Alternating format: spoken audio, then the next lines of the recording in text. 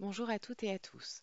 L'objectif de cette vidéo est de donner aux porteurs de projets qui répondent à l'appel Marie Sklodowska-Curie Doctoral Networks 2023 des instructions afin de compléter la partie A de leur proposition de projet.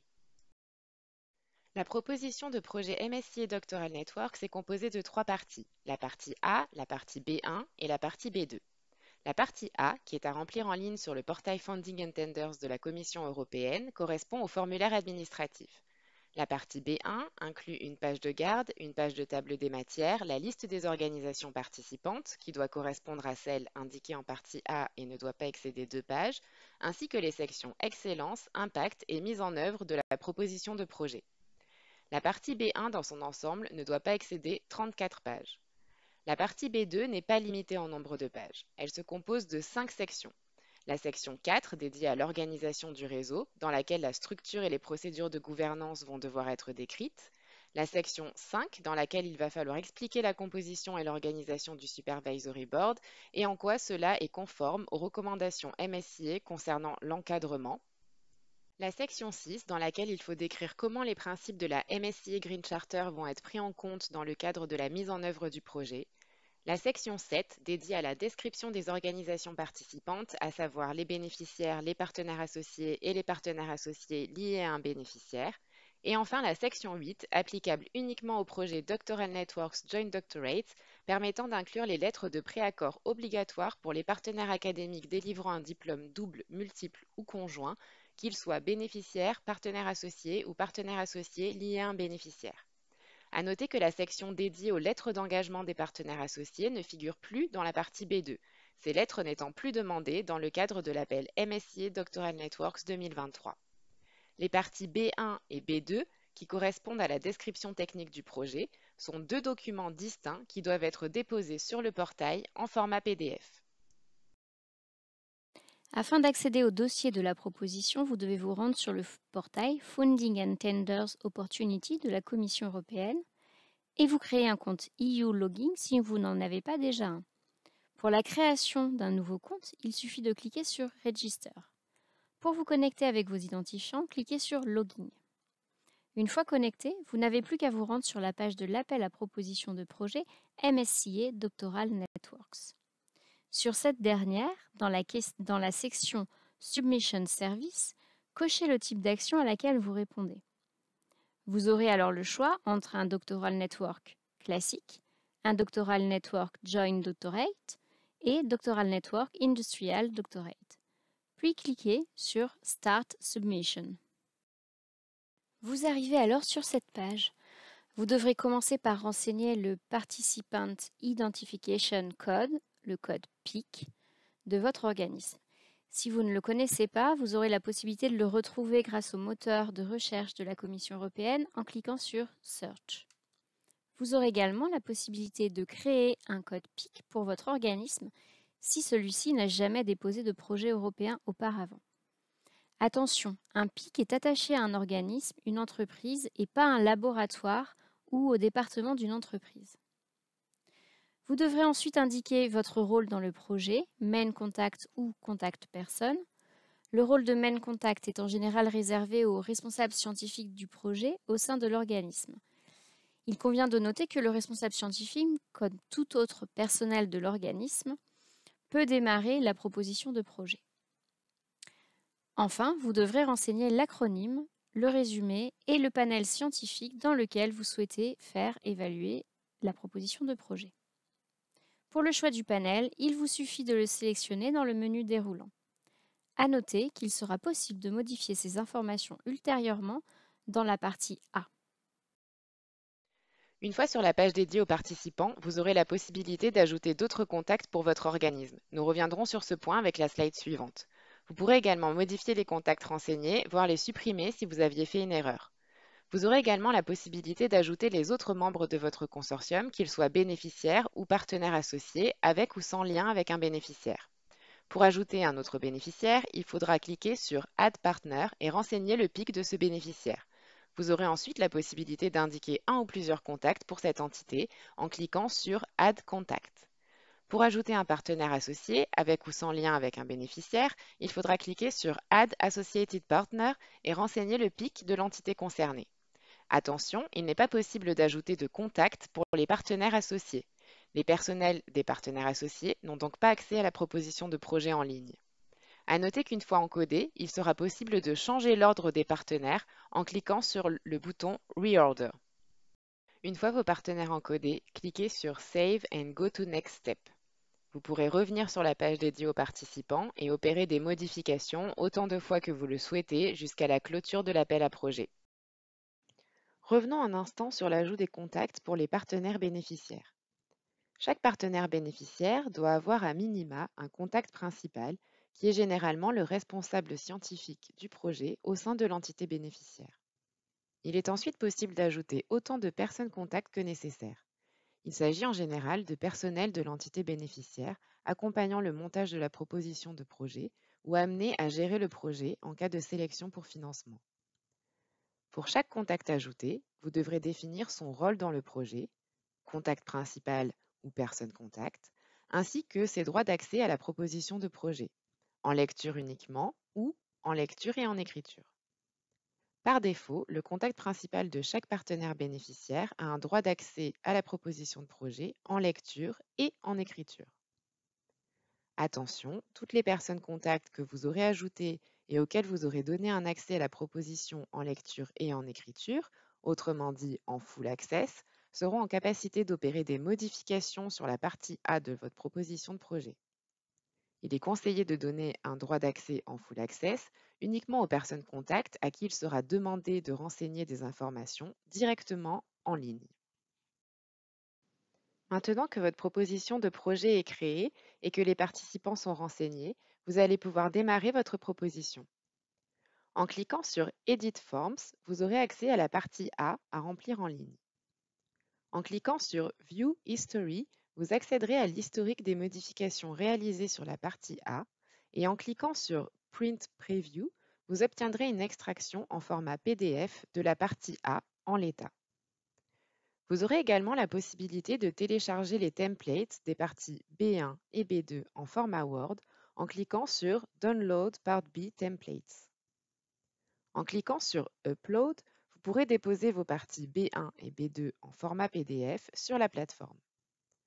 Vous pourrez toujours revenir à la page dédiée aux participants en cliquant sur Back to Participants List. Une fois la partie A complétée et les versions finales des parties B1 et B2 déposées, vous aurez la possibilité de cliquer sur Validate pour vérifier qu'il n'y a pas d'informations manquantes ou d'erreurs avant de soumettre votre proposition de projet en cliquant sur Submit. La partie A se compose de 4 sections. Les informations générales de la proposition de projet, les participants au projet, le budget et les questions d'éthique et de sécurité. Commençons avec la section dédiée aux informations générales en cliquant sur Show. L'acronyme sera déjà renseigné puisque vous l'avez déjà indiqué sur la plateforme au moment de la création de la proposition. Toutefois, si vous souhaitez le modifier, vous pourrez le faire à ce niveau. Il vous suffira de cliquer sur le champ dédié et d'effacer l'acronyme actuel.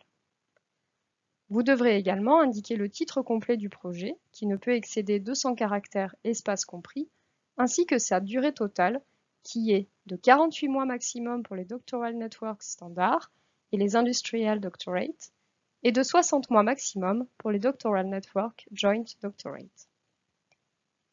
Le panel scientifique sera également déjà renseigné puisque vous l'aviez indiqué sur la plateforme. Toutefois, vous pourrez aussi le modifier en cliquant simplement sur le menu déroulant. Vous devrez ensuite renseigner au moins 3 descriptors ainsi que des mots-clés.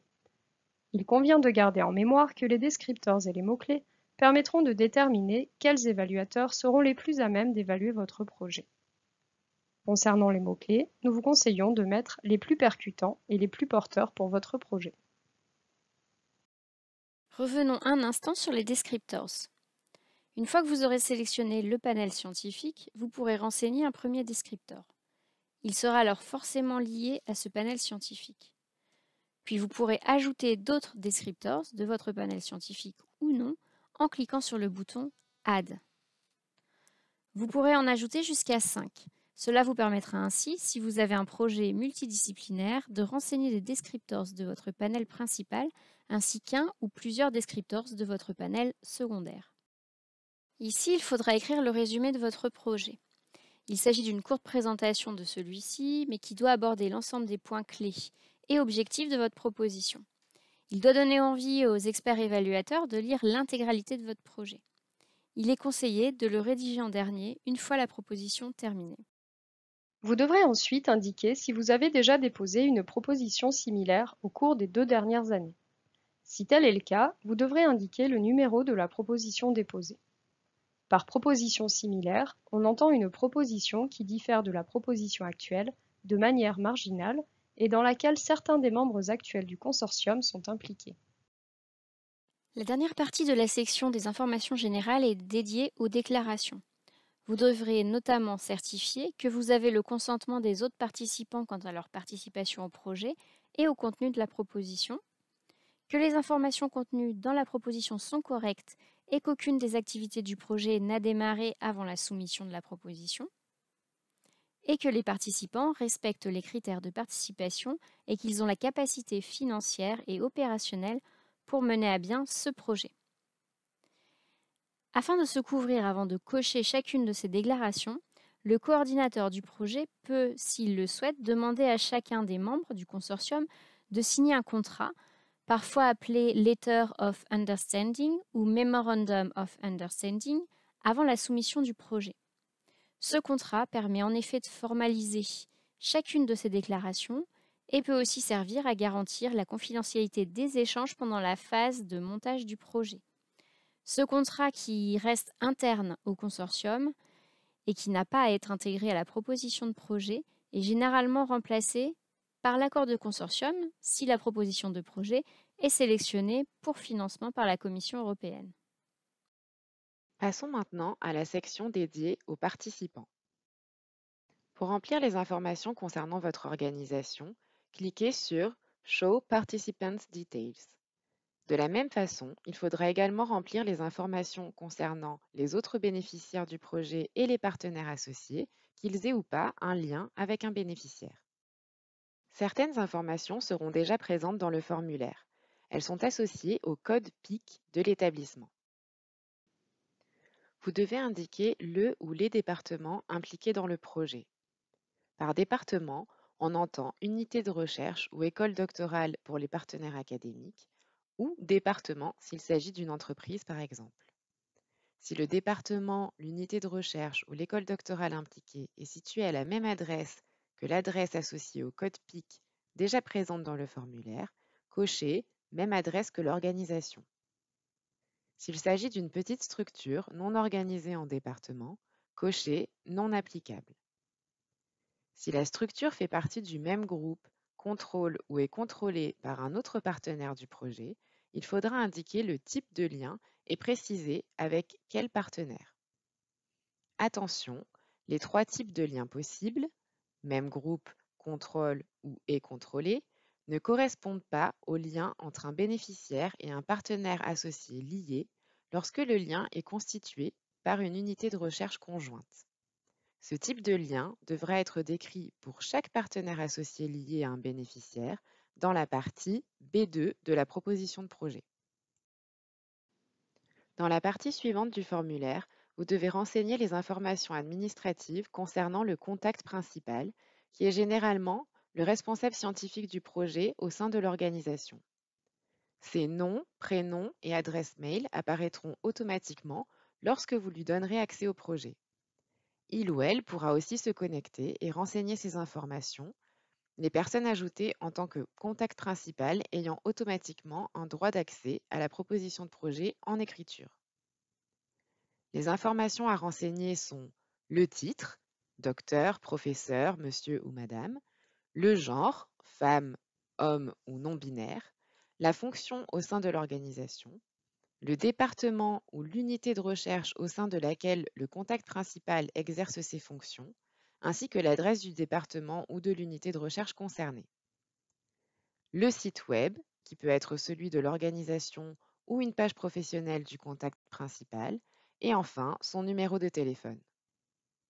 Toutes les personnes contacts ajoutées pour l'organisation au moment de l'encodage des partenaires bénéficiaires apparaîtront dans le tableau Other Contact Persons. Vous avez la possibilité de renseigner le numéro de téléphone de chaque personne contact. Ensuite, renseignez les informations concernant les chercheurs de l'organisation bénéficiaire qui seront impliqués dans le projet. Il est bien précisé dans le guide du candidat que cette section n'est pas à renseigner pour les partenaires associés avec ou sans lien avec un bénéficiaire.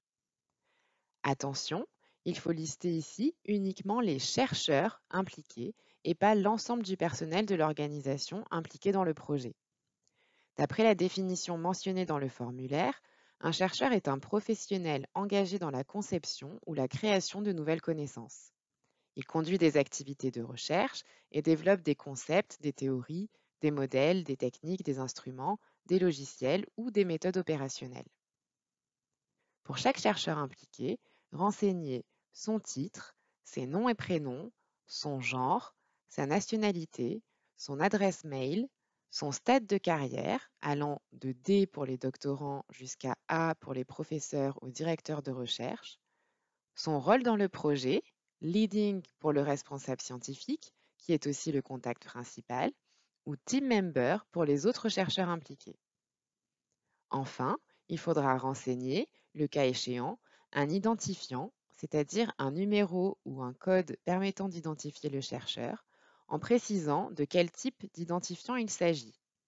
Concernant les types d'identifiants, vous avez le choix dans un menu déroulant entre le numéro ORCID, un Researcher ID de Web of Science ou tout autre type d'identifiant.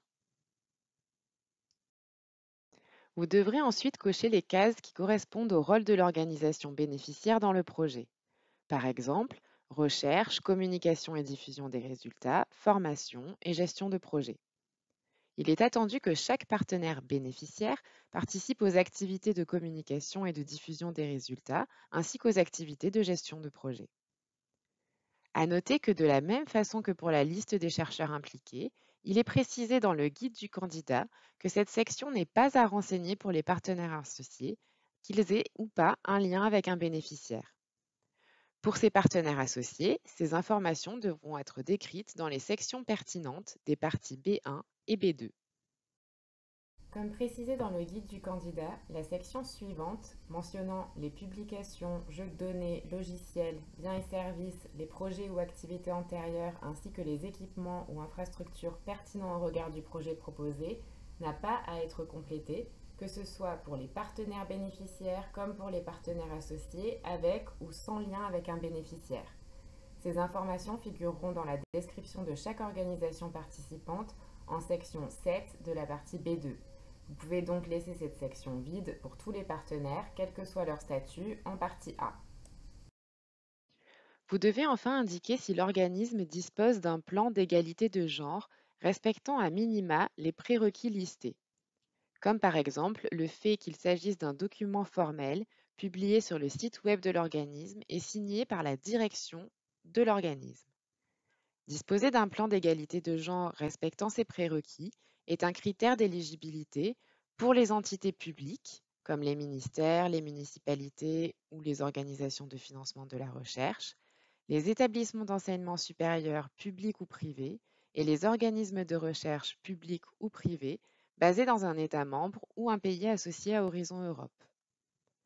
Un bénéficiaire n'ayant pas ce type de plan d'égalité de genre au moment de la signature de la convention de subvention ne sera pas éligible pour financement par la Commission européenne. Passons maintenant à la section 3 de la partie A dédiée au budget. Tout d'abord, il convient de noter que le budget par bénéficiaire est calculé automatiquement en fonction des informations renseignées. En effet, ce sont des sommes forfaitaires en personnes-mois qui seront versées. Pour chaque bénéficiaire, il va falloir renseigner le nombre de doctorants recrutés et le nombre total de personnes-mois qui seront effectués par ceux ou ces doctorants. S'il est prévu que le bénéficiaire recrute un doctorant pour 36 mois, il faudra donc indiquer 1 dans la colonne nombre de chercheurs recrutés et 36 dans la colonne nombre de personnes-mois. S'il est prévu que le bénéficiaire recrute 2 doctorants pour 36 mois chacun, il faudra indiquer 2 dans la colonne nombre de chercheurs recrutés et 72 dans la colonne nombre de personnes-mois. C'est le nombre indiqué dans la colonne nombre de personnes-mois qui va déterminer le montant des différentes contributions qui seront perçues par le bénéficiaire. Comme indiqué dans le guide du candidat, les doctorants pourront être recrutés pour 36 mois maximum sur un Doctoral Network standard ou un Industrial Doctorate et 48 mois maximum pour un Doctoral Network Joint Doctorate, dans la limite de 540 personnes-mois sur l'ensemble du projet. À noter que le coefficient correcteur du pays dans lequel est basé le bénéficiaire est appliqué automatiquement à la contribution Living Allowance. Concernant la contribution Family Allowance, seuls les doctorants recrutés étant mariés, pacsés ou ayant une famille à charge y auront droit. Le statut familial des futurs doctorants n'étant pas connu au moment du montage de la proposition de projet, par défaut, un montant correspondant à 75% de la Family Allowance est inclus automatiquement dans le budget pour chaque doctorant recruté. Il s'agit d'un budget estimatif qui sera révisé une fois les doctorants recrutés. À noter également que les bénéficiaires d'un projet Doctoral Network peuvent se mettre d'accord sur la mise en commun d'une partie de la contribution Research, Training and Networking Cost et ou d'une partie de la contribution Management and Indirect Cost pour couvrir des dépenses communes comme par exemple le recrutement d'un manager de projet ou encore les frais d'organisation d'un événement de formation à l'échelle du réseau. Cette stratégie de gestion financière, qui est interne au consortium, n'apparaîtra pas dans la section budget de la part A, mais il est conseillé de la détailler le cas échéant dans la section Network Organization de la partie B2 de la proposition. Nous vous présentons ici un exemple d'un budget pour un Doctoral Network Joint Doctorate, dans lequel il est prévu le recrutement de 15 doctorants par 12 bénéficiaires. D'après les règles MSCA Doctoral Networks, il n'est pas possible que l'ensemble des bénéficiaires basés dans un même pays cumulent plus de 40% de la contribution totale allouée au projet. Il ne faut pas raisonner en termes de nombre de doctorants recrutés par pays, mais bien en termes de contribution totale allouée aux organismes d'un même pays, car les coefficients correcteurs par pays peuvent influencer sur le pourcentage de contribution cumulée dans un même pays. Il est donc conseillé de ne pas attendre le dernier moment avant de compléter cette section budget pour s'assurer que la règle des 40% maximum cumulés dans un même pays est bien respectée. Si un pays cumule plus de 40% de la contribution, la case du pays sera surlignée en jaune une fois que vous aurez complété les informations et cliqué sur Save. Passons maintenant à la dernière section de la part A dédiée aux questions d'éthique et de sécurité. Dans cette section, vous aurez tout d'abord un questionnaire à remplir concernant les éventuelles questions éthiques liées à votre projet. Il y a 9 catégories de questions. Pour chaque question, vous devez cocher oui si votre projet est concerné par le point évoqué ou non si ce n'est pas le cas. Si la réponse est oui, vous devrez indiquer la page de la partie B où ce point est évoqué pour la première fois. Ensuite, vous allez devoir expliquer comment vous allez traiter ces questions. Dans le premier bloc, vous devrez expliquer en détail les questions éthiques liées aux objectifs, à la méthodologie ou encore à l'impact des activités prévues dans votre projet. Dans le second bloc, vous devrez décrire comment les potentielles questions éthiques vont être traitées de façon à ce que votre projet respecte les principes éthiques et que les activités proposées s'inscrivent bien dans le respect de la législation européenne et nationale des pays dans lesquels elles vont être menées. Vous trouverez ensuite un questionnaire concernant les aspects sécurité. De la même manière que pour le questionnaire précédent, vous devez cocher oui ou non en fonction de votre projet. Si vous cochez oui, vous devrez indiquer la page de la part B où ce point est mentionné pour la première fois. Une fois les 4 sections de la partie A complétées, vous avez la possibilité de cliquer sur le bouton Validate Form afin de vous assurer que tout a été bien rempli. En cas d'erreur, vous aurez une alerte rouge sur le point concerné et cela bloquera le processus de soumission. Il est également possible que vous ayez des alertes de couleur orange. Toutefois, celles-ci n'empêcheront pas la soumission. Une fois les erreurs corrigées, vous pouvez sauvegarder votre partie A en cliquant sur le bouton Save Form. Pour toute question, n'hésitez pas à nous écrire à l'adresse qui s'affiche sur votre écran. Nous vous invitons également à consulter la page dédiée aux actions Marie Sklodowska-Curie sur le site français Horizon Europe, ainsi que notre page LinkedIn. Bonne chance à tous!